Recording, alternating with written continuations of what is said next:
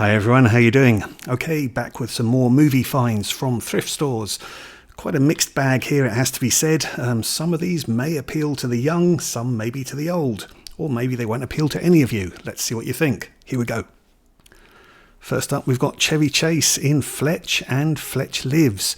Now, I've never actually seen Fletch, but this reminded me of back in the 80s when I used to have vinyl 12-inch records, and I absolutely loved listening to Harold Faltermeyer's Fletch theme on a 12-inch vinyl. So the 12-inch records, they used to go on and on and on, really extended remixes, really unnecessary, but I loved 12-inch vinyl. So I had Harold Faltermeyer's Fletch, I had his Axel F theme from Beverly Hills Cop. I remember I also had the 12-inch of Jean Beauvoir's Feel the Heat from the Cobra movie. So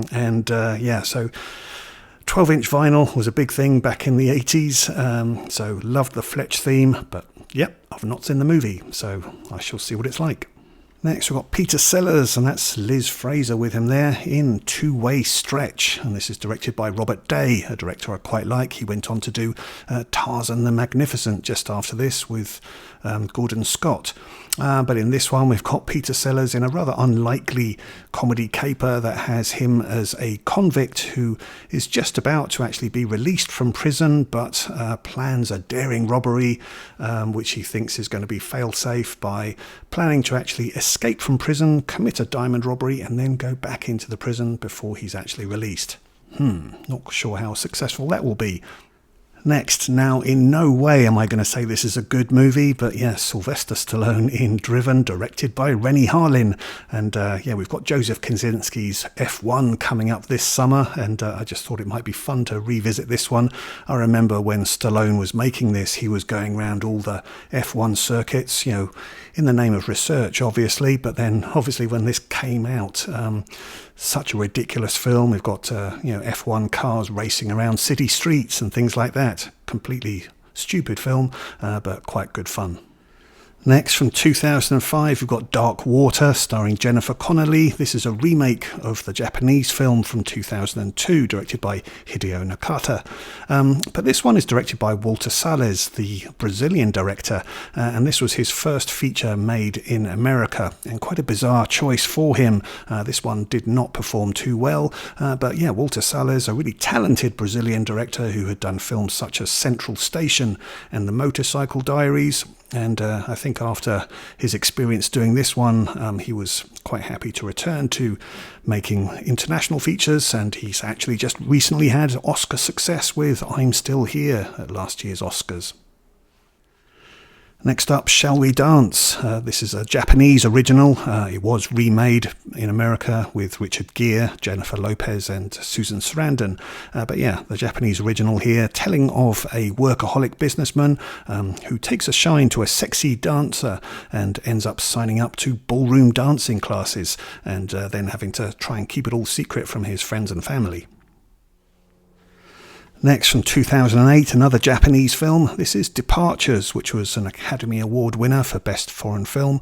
This one directed by Yojiro Takita, and it tells of a man who, after his orchestra is disbanded, he ends up working on funeral processions and goes on a bit of a spiritual journey.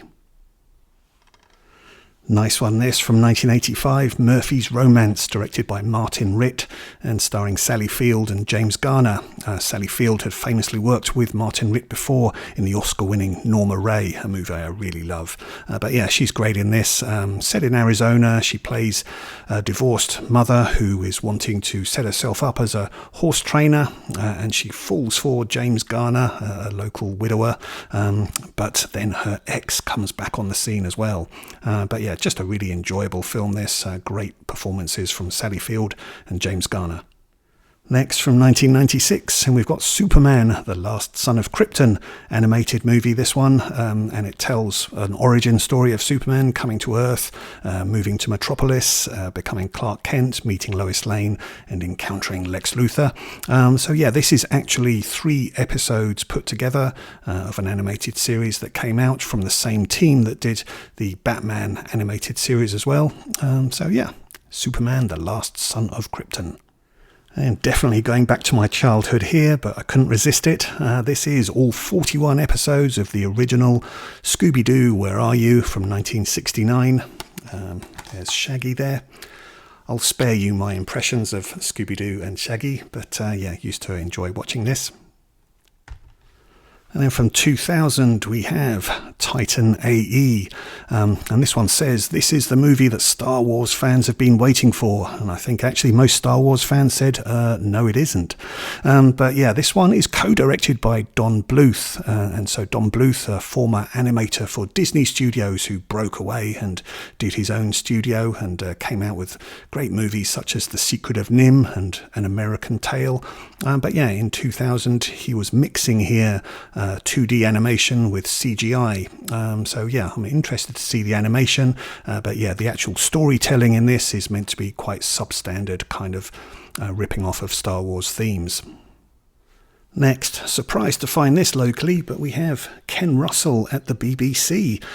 So yeah, this is going back to Ken Russell's early days when he was working on doing arts programs for the BBC, and with a particular interest on composers, and some of his documentaries on the likes of Elgar and Debussy. They also featured Oliver Reed in these as well. So yeah, quite interesting stuff.